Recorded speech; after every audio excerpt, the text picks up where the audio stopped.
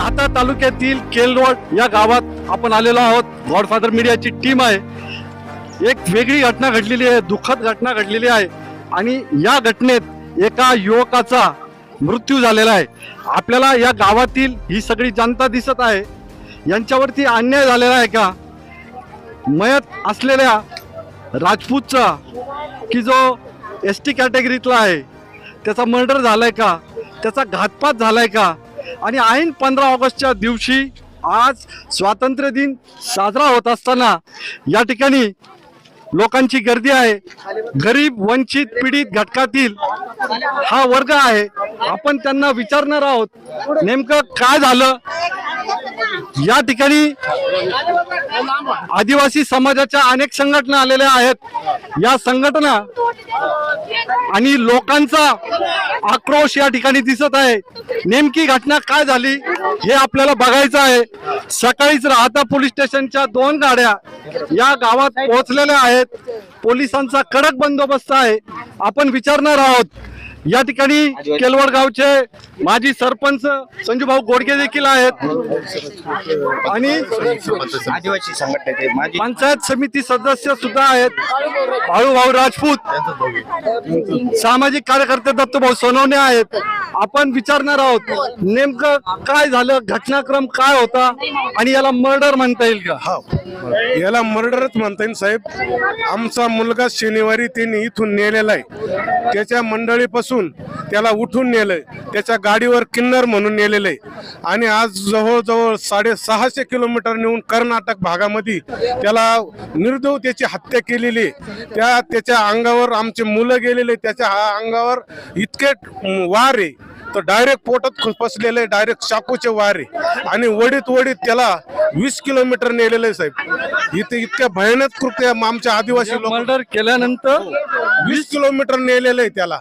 20 kilometre नेऊन त्याला वडीत नेला. एका बाजूने त्याचे सालपट सुद्धा साळलेले, इतक्या अवस्थेत येतो आणि आमच्या आदिवासी लोकांना हा न्याय मिळाला पाहिजे, आमचं एवढंच म्हणणं आहे. आणि त्याचे मुलं लहान आहे. एक बायको आहे तिची आणि एक लहान मुलगा. काय नाव होतं त्याचं? त्याचं नाव अक्षय दशरथ राजपूत. अक्षय दशरथ राजपूतचा मर्डर झालेला आहे का? या कुटुंबाचा आक्रोश, त्याचबरोबर समाज बांधव सगळे आलेले आहेत. आदिवासी आहेत, गरीब कुटुंबातले आहेत सगळेच. परंतु आपण त्यांच्या पत्नीला विचारूया, ताई नेमकं काय झालं? हा चिमुकला त्याचा मुलगा आहे, त्याला का नेण्यात आलं, कसं करण्यात आलं, आपण थोडक्यात विचारून घेऊ. ही माऊली रडत आहे, हिच्या डोळ्यात अश्रू आहेत. आपण तिला विचारायचा प्रयत्न करूयात. ताई, तुमचे मिस्टर, तुमचे मालक हे केव्हा आणि कुणाबरोबर कशासाठी गेले होते? किन्नर म्हणून गेलते. हा, कोणाच्या आणि प्रकाश हे सांग, त्यांचं नाव सांग. कोणाच्या गाडीवर गेलते? विगे. याला धरावं. हा. नीट बोलला का? काय काम करत होते तुमचे मालक? ड्रायव्हर होते कामाला. अच्छा. आणि किती दिवसापासून घराच्या बाहेर होते ते? लय दिवस झाले जाऊन. 2-4 दिवस झाले. अच्छा. मग तुम्हाला कसं कळलं की तुमच्या मालकाची बॉडी आल्यावर कळलं किंवा फोन आला? फोन आलता. बॉडी आलेली नाही, मृतदेह अद्याप आलेला नाही. हा. फोन आलता. त्याच्या घरी जाऊन सांगितलं त्यांनी. वडिलांची आपण त्यांच्या वडिलांशी बोलूयात. त्यांच्या तोंडातून शब्द देखील फुटत नाही. दुःखद घटना आहे, अतिशय गंभीर बाब आहे. भाऊ, काय झालं? त्याचे भाऊ आले माझ्या घरी आणि मला इथून नेलं का म्हणे विलास विघ्याचे भाऊ. तर इथून मला त्याने नेलं उठून. म्हणे घरी गेल्यावर मग मला म्हणे का तुमच्या मुलांना माझ्या भावाची गचंडी दाबली म्हणे आणि गळ्यातली चाईन तोडली आणि काच फोडून तो उडी टाकून पळाला म्हणे. आणि तो आज मी 2 किलोमीटरवर जाऊन गाडी उभी करून त्याला पाहतोय म्हणे, तो सापडून नाही राहिला असं मला फोनवर सांगितलं. आणि म्हणे मग त्याचा मोठा भाऊ म्हणे का म्हणे त्याला येऊ दे म्हणे घरी, त्याचे हातपाय तोडून टाकू, टंगडे तोडू म्हणे. आणि काहीच्या काही बोलला तो आम्हाला तिथं त्याच्या घरी. आणि म्हणे तुझ्या माझ्या आधी 2 दिवस तो घरी पोचन म्हणे. असं बोलला तो तिकडून तो ड्रायव्हर. आणि गुरुवारी लगेच आम्ही राहत्याला गेलो कंप्लेंट द्यायला राहता पोलीस स्टेशनला. तर तिथं आधी आमच्या पोलीस पाटलाकडे गेलो आम्ही त्यांच्या ऑफिसवर. तर तिथं जाऊन आम्ही त्यांची संग चर्चा केली. तर पोलीस पाटील मग म्हणे त्याला फोन लावला पोलीस पाटलांना. तर म्हणे त्याचा नंबर काढून फोन लावला. लगेच तिकून तो बोलला का बा म्हणे त्याला कोणतरी गाडीवाल्यानं उडून दिलं आणि आम्हाला सांगितलं का चाईन तोडून पळाला. आणि तिथं त्याने सांगितलं का गाडीवाल्यानं उडवलं म्हणे आणि मी त्याला दवाखान्यात घेऊन चाललो म्हणे. त्याला बोलता येत नाही काहीच नाही असा तो एवढा बोलला. मग आम्ही पोलीस स्टेशनला आलो. पोलीस स्टेशनमध्ये तक्रार आमची घेतली नाही. आम्ही काल घरी आलो तक्रार घेतली नाही. मग आमच्या इडून मग पोरं शोध करायला गेले तिकडं.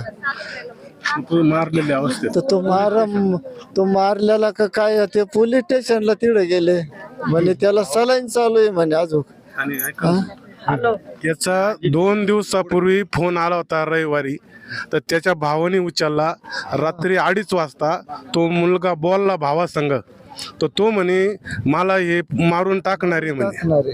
त्याने स्वतः सांगितलं. पण ते तो एकटा असल्यामुळं साहेब तो काही त्याला करताच आले नाही. त्याला कोणीतरी साथीदार असणार आहे. हा एकटा करू शकणार नाही. त्याचं नाव प्रकाश विगे.